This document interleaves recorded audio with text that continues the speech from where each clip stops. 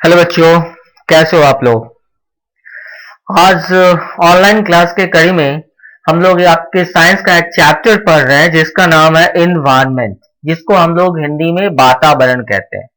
वैसे इन्वायरमेंट जो आपका वर्ड है, it comes from a French word that is इन्वार्नर। यह फ्रेंच वर्ड से आया है जिसका मतलब होता है नेबरहुड। ठीक है। अब कह रहा है इन्वायरमेंट एक्चुअली कहते हैं किसको है, तो the place, people, things and nature that surround any living organism is called environment. It is a combination of natural and human made phenomena। तो वैसा जगह जहां पे हम आप रहते हैं, हमारे आसपास की जो चीजें, जो वस्तुएं हैं, उन सारे चीज को जब हम मिला देते हैं तो उसको हम इन्वायरमेंट कहते हैं। तो ऐसे भी आप कह सकते हो environment is a combination of man-made things and natural things. अब मैन-मेड थिंग्स क्या होता है आपको पता है। तो मैन मेड थिंग्स वैसे थिंग्स को कहते हैं जो आदमियों के द्वारा बनाया गया हो, जैसे आपका घर है, बड़े बड़े सिनेमा हॉल है, मॉल्स है, रोड है, गाड़ी है, घोड़ा है। ठीक है। तो जो वस्तुएं हमने सॉरी जो वस्तु हम लोगों ने मिलकर बनाया है वह ह्यूमन मेड होता है। और दूसरा नेचुरल, जैसे धरती हो गई, वाटर है, एयर है, प्लांट्स है, एनिमल्स है, सारा का सारा क्या है, नेचुरल इन्वायरमेंट है। ठीक है। तो इन्वायरमेंट को आप कह सकते हो human made environment and natural environment. अब जरा सा देखो इन्वायरमेंट का कौन कौन सा कंपोनेंट्स है, यानी इन्वायरमेंट का कितना हिस्सा है। तो इन्वायरमेंट का मुख्य रूप से बेटा 4 हिस्सा है जो आपको दिख रहा है, hydrosphere, atmosphere, lithosphere and biosphere.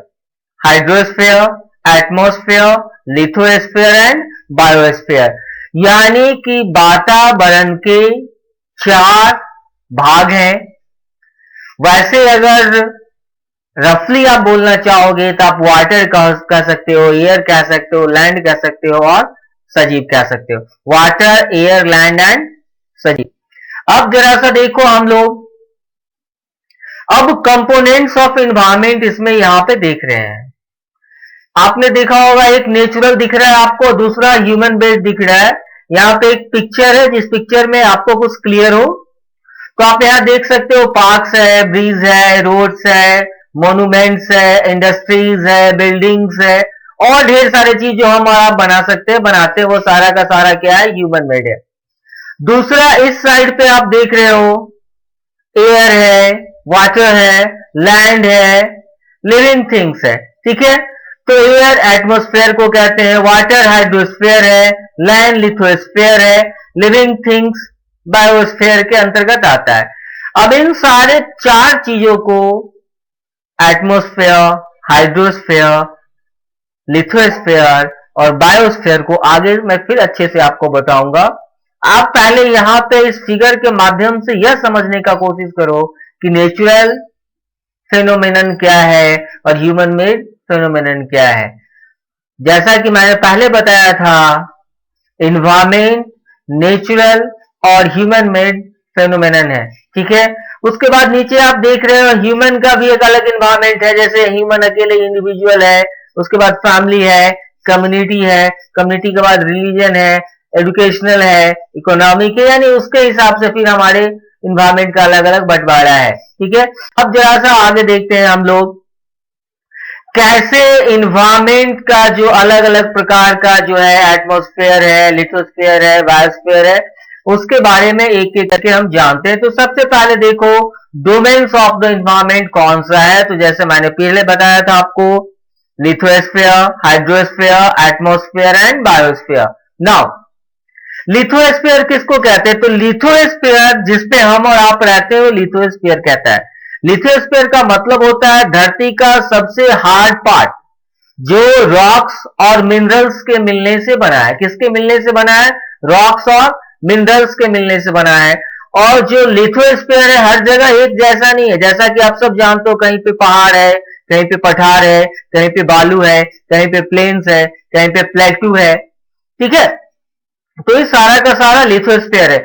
Lithosphere पे ही जंगल पाया जाता है, घासों का जंगल होता है, एग्रीकल्चर से रिलेटेड एक्टिविटीज होती है, और यही वह सोर्स है जिससे मिनरल्स मिलता है। तो लिथोस्फीयर हमारे लिए बहुत ही एसेंशियल है, क्योंकि लिथोस्फीयर पे हम लोग मुख्य रूप से रहने के लिए और यहाँ क्रॉप के लिए बहुत ही इस पे हम लोग आश्रित है। दूसरा हम लोग बायोस्फीयर जरा देखते हैं। तो बेसिकली बायोस्फीयर में क्या होता है, प्लांट्स और एनिमल किंगडम दोनों आपस में मिलकर उनका जो क्रियाकलाप होता है एक दूसरे से कैसे शेयर करते हैं, इनको हम लोग बायोस्फीयर कहते हैं।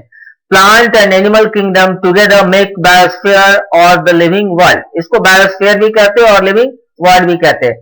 It is a narrow zone of the earth where land, water and air interact with each other to support life. ठीक है, ये सारा मिलके जीवन जीने के लिए जो कुछ उपयुक्त चीजें होती है उसको हम लोग क्या कहते हैं, बायोस्फीयर कहते हैं। तो biosphere is a combination of earth, water and air. Okay, now the next is, हम यहां पे देख रहे हैं हाइड्रोस्फीयर। हाइड्रोस्फीयर किसे कहते हैं, तो पानी जो बेसिकली होता है, वाटर जो होता है, डोमेन ऑफ वाटर जो होता है उसको हम हाइड्रोस्फीयर कहते हैं।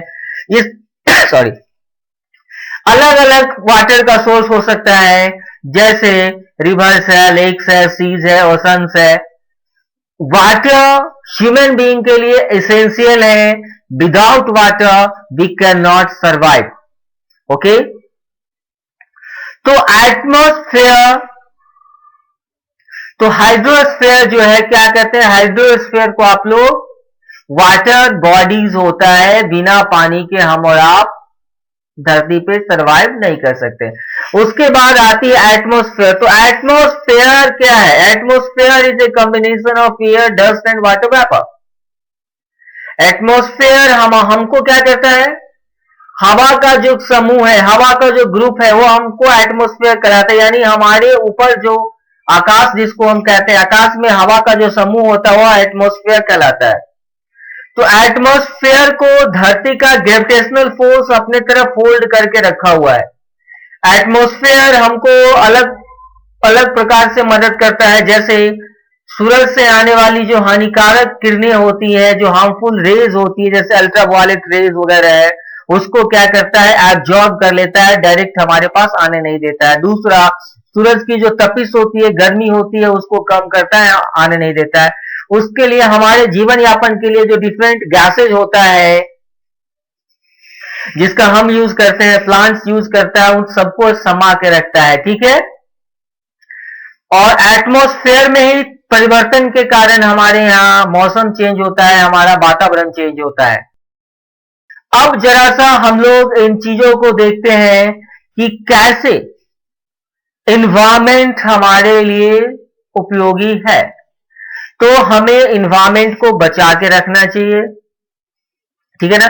तो इसमें हमने देखा कि इन्वायरमेंट का 4 टाइप होता है, कौन कौन सा उसका पार्ट है उसके बारे में। अब जरा सा कुछ चीजें जो यहाँ पे बच गया, जरा सा मैं उसको बता दूं। बायोटिक कह रहा है, the world of living organism is called biotic. यानी इन्वायरमेंट बायोटिक भी होता है और अबायोटिक भी होता है। अबायोटिक कहते हैं the world of non living elements, क्या कहलाता है, अबायोटिक। अब हम लोग जरा सा लास्ट एक सिस्टम के बारे में पढ़ते हैं जिसको कि इकोसिस्टम कहते हैं।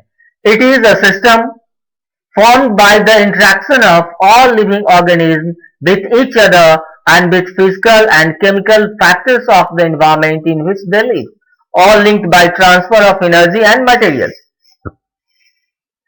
इकोसिस्टम को हम लोग पारिस्थितिकी तंत्र कहते हैं, वैसा सिस्टम जिसमें सब लिविंग ऑर्गेनिज्म एक दूसरे के ऊपर डिपेंड रहता है, फिजिकली केमिकली डिपेंड रहता है, ठीक है, वह एक इकोसिस्टम बनता है। ठीक है, क्यों बनता है कि यहाँ पे इस ब्रह्मांड में एनर्जी का जो मेन सोर्स है दैट इज सनलाइट, और सनलाइट से प्लांट्स एनर्जी को अपने अंदर ट्रैप करता है, उस प्लांट से फिर हमारे पास आता है, जानवरों के पास जाता है, फिर दूसरे जगह जाता है, यानी रोटेट होते रहता है। तो इस रोटेशन को मेंटेन करने के लिए एक सिस्टम होता है जिसमें सारे लिविंग बींग्स, सारे एनिमल किंगडम पार्टिसिपेट करते हैं। उस सारे सिस्टम को हम लोग इकोसिस्टम कहते हैं। ठीक है, तो चलो, थैंक यू, बाय।